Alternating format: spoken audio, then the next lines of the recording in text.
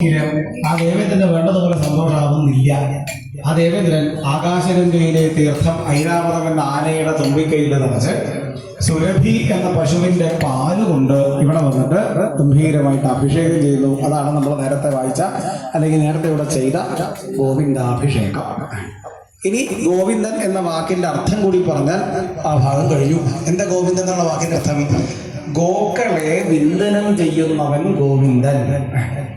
ഏറ്റവും സാമാന്യമായ അർത്ഥമാണ് പശുക്കളെ പാലിക്കുന്നവൻ ഗോവിന്ദൻ. പക്ഷെ പശുക്കളെ പാലിക്കുക എന്ന് പറയുന്നത് ഒരു വലിയ കാര്യമല്ല. ഭഗവാനെ സംബന്ധിച്ചിടത്തോളം വലിയ കാര്യമില്ല. കാരണം പശുക്കളെപ്പൊക്കെ ഭഗവാൻ വേണമെന്നില്ല, ആർക്കും പറ്റും, വലിയ കാര്യമില്ല. പിന്നീട് ഏറ്റവും പ്രധാനപ്പെട്ട മറ്റൊരു കാര്യം എന്താണെന്ന് വെച്ചാൽ അവിടെ പറയുന്നു ഉപനിഷത്ത്, അതുപോലെ ഭൂമി, ഇതൊക്കെ ഉണ്ട് ഗോ എന്ന ശബ്ദത്തിനർത്ഥം. ഇതിനൊക്കെ പാലിക്കുന്നവൻ എന്ന അർത്ഥമുള്ള ഗോവിന്ദാഭിഷേകം എന്ന കഥ പറഞ്ഞു. പിന്നീട് ഒരു ദിവസം നേരവും കാലവും നോക്കാണ്ട് നന്ദഗോപുരം കുളിക്കാൻ പോയി വെള്ളത്തിൽ. പഴയ കാലത്തൊരു കൃത്യമായ കണക്കൊക്കെ പറയും. എപ്പോഴാണ് വെള്ളത്തിൽ കുളിക്കാൻ പോകുന്നത്? പുഴയിലൊക്കെ കുളിക്കാൻ പോകുമ്പോൾ കൈ ഇങ്ങനെ നോക്കിയിട്ട് രോമം കാണാനാകുമ്പോൾ പോകാന്ന് പറയും. ഇങ്ങനെയാണ് സ്വയം പറയാ. ഒരു കണക്കുണ്ട് ആൾക്കാരുടെ ഇടയിൽ. അതൊന്നും നോക്കാണ്ട് നേരോ കാലം നോക്കണ്ട വെള്ളത്തിലേക്ക് കുളിക്കാൻ ഇറങ്ങിയപ്പോൾ വരടം പിടിച്ചുകൊണ്ട് പോയി. വരടം പിടിച്ചുകൊണ്ട് പോയി വരടന്റെ ലോകത്തേക്ക് അങ്ങോട്ട് ചെന്നു ഭഗവാൻ. എന്നിട്ട് ആ അച്ഛനെ കൂട്ടിക്കൊണ്ടുപോകുന്നുള്ള വരുണനെ ജയിക്കുന്ന കഥ അത് പറഞ്ഞു. അതിനുശേഷമാണ് രാസക്രീഡ എന്ന് പറയുന്ന പ്രസിദ്ധമായിട്ടൊരു ഭാഗം പറയാൻ പോകുന്നത്. ഇത് വളരെ ശ്രദ്ധേയമാണ്, വളരെ പ്രധാനപ്പെട്ട ഒരു ഭാഗമാണ്. ശ്രദ്ധിച്ച് കൂടുതൽ കേൾക്കേണ്ടത് ചെറുപ്പക്കാരാണ്.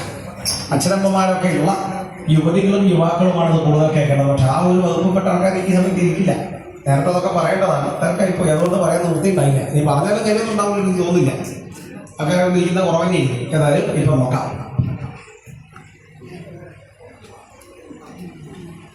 അപ്പോ പറഞ്ഞു, ഭഗവാന പിതാരാത്രി ശരദോദ്ഭുല്ല മല്ലിക വീക്ഷരന്തും മനശ്ചക്രേ യോഗമായ ഉപാശ്രത.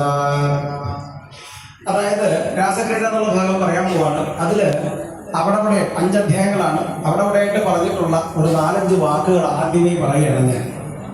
അത് കൃത്യമായിട്ട് അറിഞ്ഞു കഴിഞ്ഞാൽ എന്താണ് രാസക്രീഡയിൽ നടന്നതെന്ന് മനസ്സിലാവും.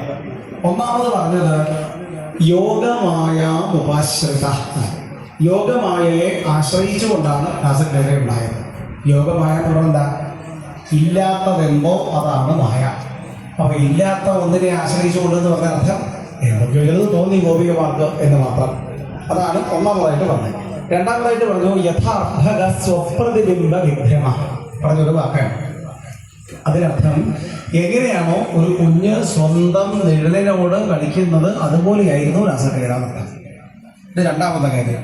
മൂന്നാമതായിട്ട് പറഞ്ഞു ഏതൊക്കെ ഗോപികമാരാണോ പങ്കെടുത്തത് അവരൊക്കെ അവരവരുടെ ഭർത്താക്കന്മാരുടെ കൂടെ ഉണ്ടായിരുന്നു എന്ന് അവർക്ക് തോന്നിയിട്ടുണ്ട്. Swan swan ധാരാൻ സുപാർശ്വസ്ഥാൻ.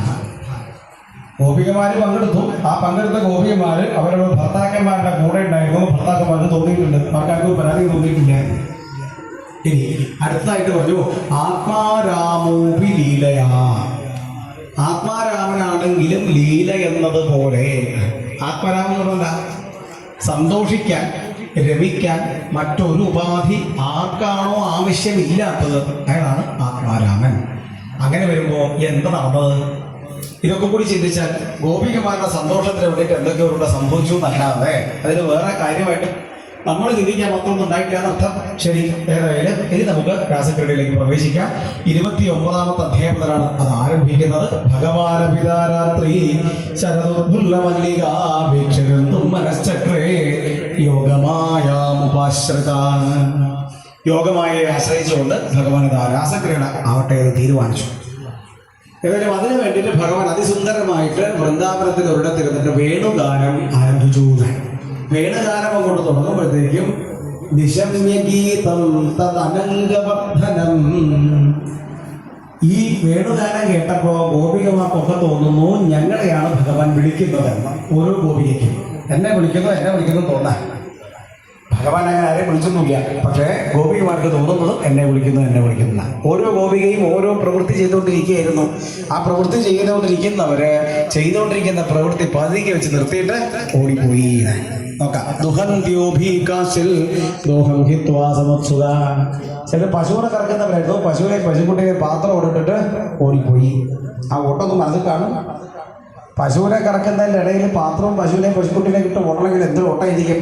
പയോധിശ്രുത്യസംഖ്യാപമനുദ്വാസ്യാപരായയോ മറ്റൊരുത്തി ഓടി. അവരെ കുഞ്ഞിന് പാട് കൊടുത്തോണ്ടിരിക്കുകയായിരുന്നു. അവരെ കുഞ്ഞിനെയും അവിടെ ഇട്ടിട്ട് ഓടി.